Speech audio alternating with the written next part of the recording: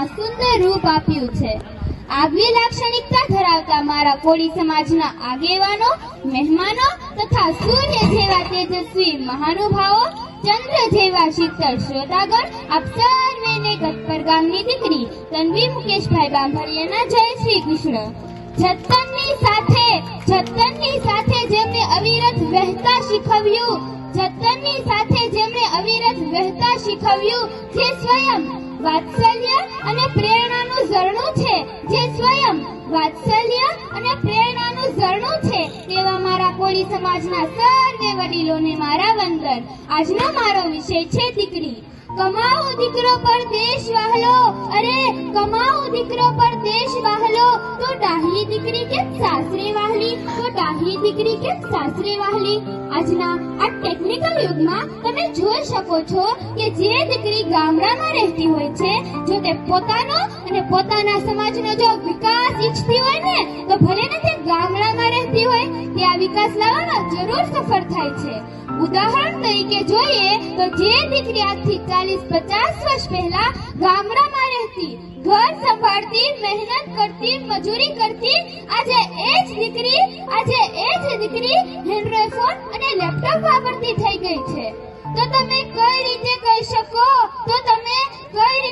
શકો કે દીકરી એ ભારરૂપ છે, કે પછી દીકરીનો વિકાસ શક્ય નથી, કે પછી દીકરી કઈ કરી શકતી નથી, કે પછી દીકરી વિના સમાજ પરિપૂર્ણ છે.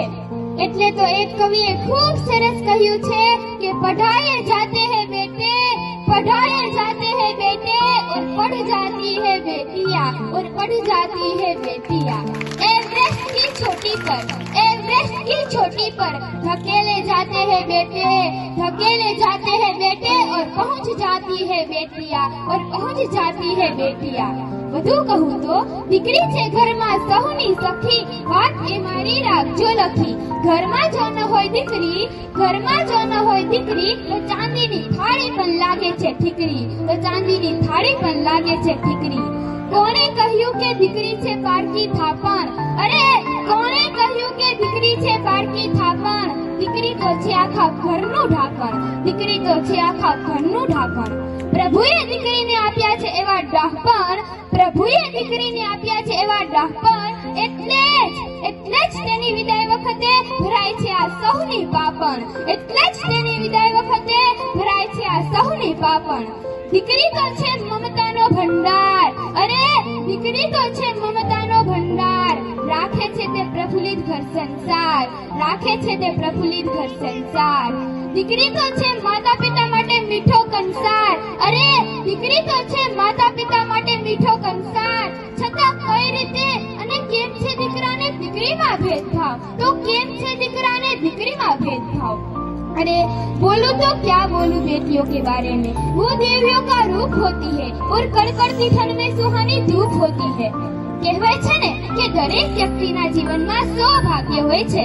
જ્યારે 100 ભાગ્યમાંથી એક ભાગ્ય સારું હોય છે ને, ત્યારે દીકરો જન્મ પામે છે. પણ જ્યારે 100 ભાગ્ય સારા હોય છે ને, ત્યારે દીકરીનો જન્મ થાય છે. અરે એટલે તો કહેવાય છે કે દીકરો એક જન્મથી જન્મે છે, પણ દીકરી એ 100 ભાગ્યથી જન્મે છે. અરે ક્યાંય તો આખા વસંત અને ફૂલ બગીચાઓ પણ ઓછા પડી જાય છે જ્યાં એક દીકરી ખિલખિલાહટ કરતી નજરી પડે છે. જ્યારે ઈશ્વરથી કઈ માંગવાની ઈચ્છા હોય ને, સાંભળજો હો, જ્યારે ઈશ્વરથી કઈ માંગવાની ઈચ્છા હોય ને, ત્યારે એક દીકરીના માવતર થવું માંગજો. જોઈ લેજો, ઈશ્વર આખી દુનિયાની ખુશી તમારી જોડીમાં મૂકી દેશે. આપણા ઇતિહાસમાં પણ દીકરીઓનું એટલું જ મહત્વ મળી રહે છે. ઉદાહરણ આપતો એક કિસ્સો કહું ને, તો જ્યારે રાજા દશરથ પોતાના 4 દીકરાઓની જાન લઈને રાજા જનકને દ્વાર પહોંચ્યા ને, ત્યારે રાજા જનકે પણ સન્માનપૂર્વક એ જાનૈયાઓનું સ્વાગત કર્યું.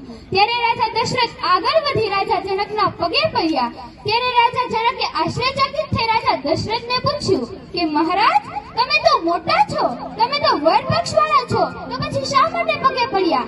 રાજા દશરથે ખૂબ સરસ જવાબ આપ્યો કે મહારાજ, તમે તો દુનિયાનું સૌથી મોટું દાન કરી રહ્યા છો, એટલે કે કન્યાદાન.